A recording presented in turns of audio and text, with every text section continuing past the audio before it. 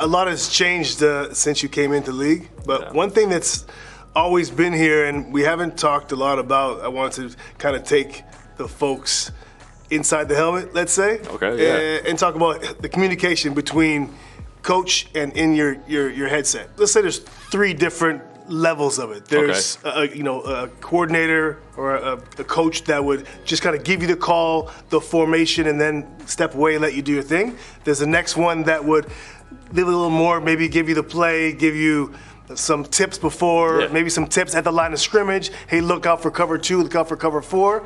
And then there's the third extreme, which we've heard about, where some coach might even, as far as the quarterback in his drop back, mid-play, say throw it to 84. Yeah. Maybe walk us through those three examples. The first one being a guy that just gives you kind of the call and the formation. Yes. So I would say Scott is, Milanovic. He is very much give you the call, let you run the play. If he sees something minor, hey, cover 4, hey, man, hey, zone.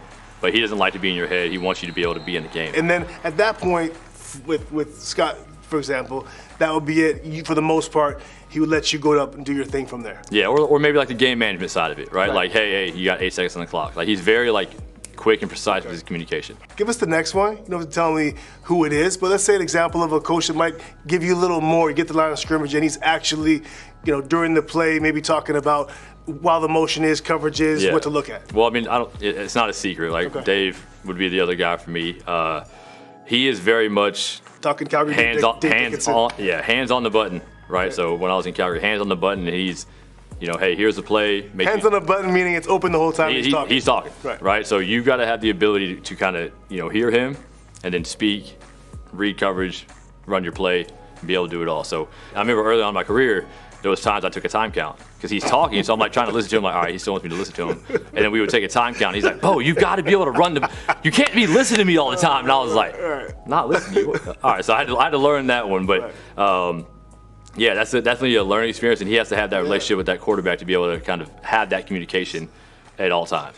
So the last one is the most interesting to me, and I'm certain to everyone. There's coaches that will actually, in your drop back, tell people where to throw the ball, who to throw it to, and when to throw it to. I would think it's almost a cheat code, or do you think it's a detriment? I definitely think it can be. The big one to me is, and Scott does a great job of this.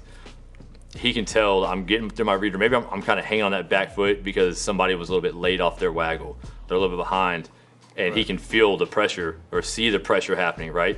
And, hey, check down, and get to it quick, where it's not necessarily a double move or a huge play, but hey, run. Like, there was one time actually in Ottawa last year, I stepped up and I was looking because I wanted to throw this backside ball, and he was like, run, and just ran about 12 yards, slid. You told me to slid. Yeah, got a first down, and he was like, oh, I know you were about to throw that ball, weren't you? And I was like, no.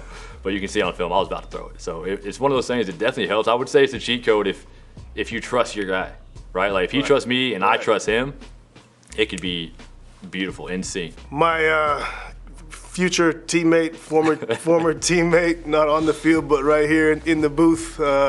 Thanks for taking us inside the huddle. I appreciate you, man. Inside the helmet. Inside the helmet.